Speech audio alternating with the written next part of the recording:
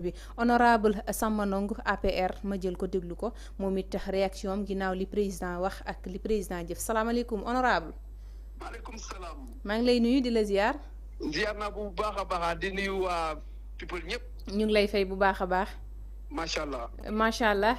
démb ñoo déggandoo président de la république mu daal di ñëwaat ci kàddoom ginnaaw bi mu waxee ni ko Sonko dina taxaw le 13 devant les députés. démb 20h ñu jotaat beneen nouvelle boo xamante ne moom ci jëmm boppam moo xam la ni ko tas na assemblée.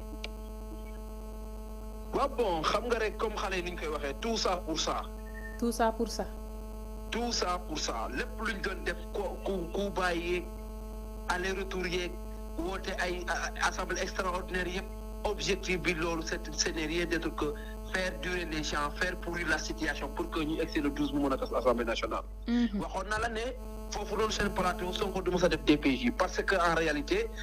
amul projet ku amul projet amoo orientation amoo programme yow mënoo dem jàkkaarloog assemblée nationale di am looy expliquer par rapport au quotidien du Sénégal par rapport au programme pour booster l'économie nationale. Et cette économie nationale c'est illustré avec l'effondrement de l'économie du Sénégal qui a été sombrement dressé par la FMI. Dans le rapport qui est sorti aujourd'hui. loolu nag mooy lan mooy ne Diomaye il a donné une mauvaise leçon à la future génération. parce que en réalité man yaakaar naa ne moom c'est un homme d'État parce que benn philosophe nu ko waxee les hommes d'État pensent aux futures générations mais les hommes politiques pensent toujours aux futures échéances électorales moom il pense aux futures échéances électorales il est incapable de pouvoir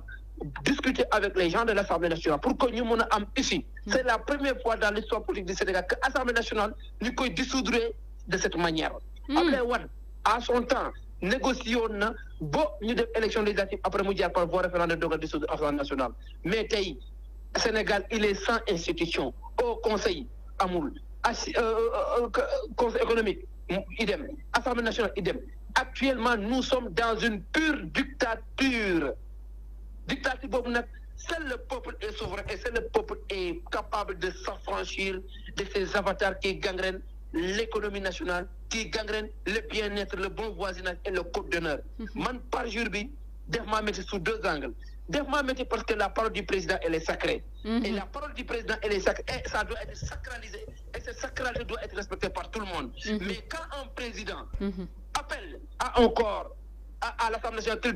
ils disent que dañuy def fii déclaration de politique générale après dans les minutes qui suivent mu def déclaration de dissoudre de l'Assemblée nationale loolu c'est un aveu très dangereux c'est pourquoi article 81 bi nga xam ne day ñekk président par rapport à attaque au chef de l'État ñu dañ ko war a dindi duñ ko mën a def face ak moom wax ko li nga xam ne moom mooy dëgg parce que nag dëkk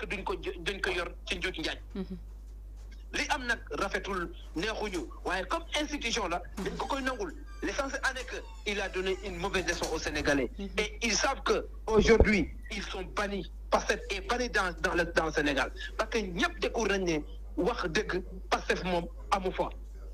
denrée rare la lu gën a rare ci biir Pastef mooy gis koo xamante ne nitu dëgg la di wax dëgg di koy jëfe loolu nag su amee Sénégalais yi tey ñoom ñoo war a jël seen responsabilité en main. mais Samba loolu waru leen bett parce que ñoom dañu am slogan boo xamante ne moom la ñu wax Sénégalais yi mooy que c'est Diomaye qui est Sonko Sonko qui est Diomaye. waaw mais est-ce que Diomaye nekkul di dox ci tànk yooyu.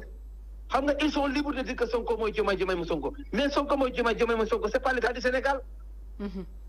C'est pas l'état du Sénégal. Les hommes d'État passent, les institutions demeurent. On ne doit pas bafouer les lois, on ne doit pas désacraliser le code d'honneur et la parole d'un président. Lu am solo ci àdduna de surcroît moom mu nekk séeréer comme man nga xam ne ñun day am éducation boo xamante ne éducation de la base moom lañ am mooy góor yàlla dëgg day dëggu di wax dëgg di koy jëfe tey nag te moom ci vidéo yi VAR moo wax ne nit su la joxe exemple ne nit su la waxee ne dañuy dem voyage ngeen xëy mu ne la ak taggu la waxu la dara mu ne dematuma kooku noonu dañ ko war a bàyyi muy fait appel à ce qu'on appelle le respect de la parole respect de la parole boobu noonu mu nga xam ne moom la doon woote tey gis nañ ne moom ci boppam moo ko njëkk a écrasé moo ko njëkk a piétiné loolu nag vraiment nekk na loo xamante ne waru ko woon ñaaw na rafetul te wax dëgg neex yàlla man de xaw ma moom naka lay xoolee Sénégalais yi man. doy na waar mais gis nga démb comme ni nga ko waxee nii léegi jot nañ benn bataaxal boo xamante ne waa FMI ñoom ñoo ko joxe Samba daal di xam ne ni que Sénégal dina dugg ci crise économique boo xamante ne dafay doy waar ci Sénégalais yi te actuellement ñu ngi dund lu métti donc Sénégalais yi fan lañ jëm ak tey est-ce que war nañu mën a jox majorité ce état. mais waruñu leen jox majorité parce que xam nga ñoom bu ñu defee FMI demoon FMI dañ leen wax ne allez revoir votre copie allez revoir votre copie mooy ne ñoom.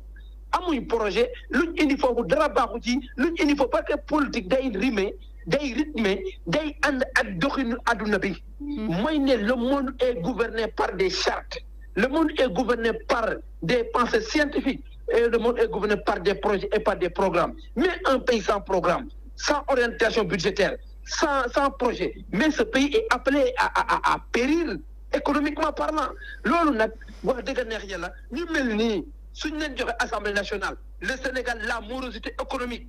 dont le Sénégal est qui guette le Sénégal si vraiment on les donne les moyens à l'Assemblée nationale ñuy buumi ce sera le séisme économique au Sénégal les Sénégalais vont vivre ce qu'ils n'ont jamais vécu depuis que le Sénégal est Sénégal loolu nag la seule manière de pouvoir parer à ça pour mettre une parade afin de créer un changement de paradigme profond il faut que ñu jox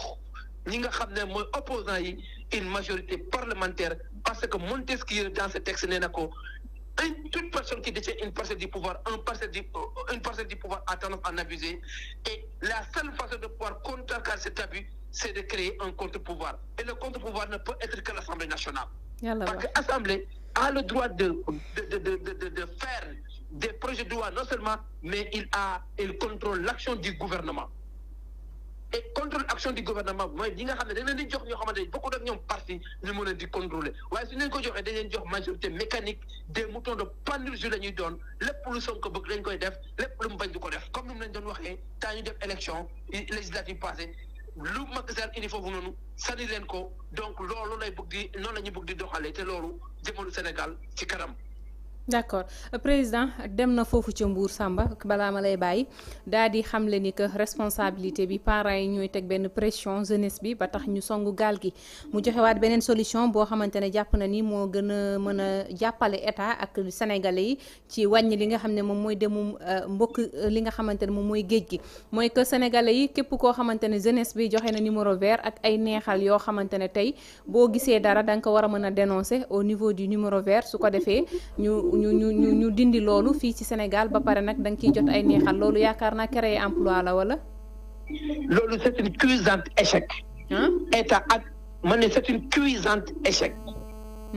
c'est un aveu d'échec état ak puissance bu mu am ak tous les moyens à sa disposition dem ba di wax opération yoole c'est-à-dire que ils ont lamentablement échoué et ils n'ont pas les stratégies à leur disposition de pouvoir parer à ça te ñoom ñu doon wax ne. jeunesse bi ñoo yey dem émigration clandestine parce que le régime qui était en place était incompétent était incapable ñoom su ñu joxe réew mi dinañ changer ñooñu en moins de 5 mois li ñu gis en matière géej gi lekk ko ci ay doomi aadama géej gi nit ñi suux ci géej gi ëpp na dayoo loolu mooy wane ne ñii ils sont sans vision ils sont sans programme et ils sont dans la violence dans l'intimidation dans l'arbitraire dans la manipulation et dans la victimisation te loolu nag ñun duñ ko nangu peuple bu nekk il est temps que peuple bi yow xam ne ku la digg añ su la joxee reer su ku la jox añ su la waxee ne da nga reer nga gëm ko waaye koo xamante da ngaa xëy ndekki woo añ parewul su la waxee da nga reer mu ñëw da nga reer da ngay nax sa bopp te président ñoom ñi nga xam ne ñoom ñooy wax ne naat jeunes yi muñ ñooñu seen wax léegi jarul ñuy door xale parce que wax nañ fi waxeet waxeet ku koy wax kooku waxam jarul ngay ci door xale. alors Samba balaa ma lay libéré Ahmed Suzanne Camara mu ngi foofu ca prison ba ñu defoon ko mandat de dépôt ba tey waxatuñu ay waxam mais est-ce que tey Ahmed Suzanne Camara kàddu yu mu yëkkati woon jëmale ko ci Bassirou Diomaye Diakhar Faye Bassirou déggalu ko démb ginnaaw li nga xam ne moom mooy li mu def. mais def ko vérifier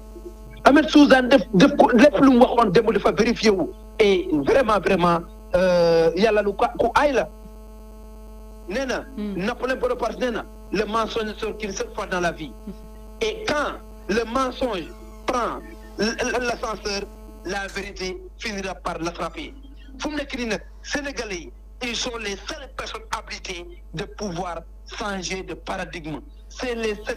sénégalais yi kese ñu am capacité am moyen mën a corriger ki li nga xam ne moom la dëkk bi di souffrir nii loolu nag c'est la voie électorale nañu jox majorité ñun opposants yi à l'Assemblée nationale pour que ñu mën a saytu problème yi sénégalais parce que ñii Sénégal ñoru leen. D'accord, merci beaucoup honorable Samba maa ngi lay jaajëfal bu baax a baax merci pour l'intervention. merci beaucoup merci am na solo mu ngi noonu mu nekk Samba de l'APR kaddu yi am na solo moom nag moom moo ko yëkkati ginnaaw bi Bassirou Diomaye Diakhar Faye yaakaar naa bi mu defee lu ko neex ndax bu defoon li neex sénégalais gëm naa ni man question bi may posé pourquoi mu joxe la date du 13 pourquoi maintenir uñu 11 bi nga xamante ne moom la député yi jël la woon waaye raison yi nga xamante ne joxe na ko man je suis pas convaincu que parce que respecté wuñu lu mu wax parce que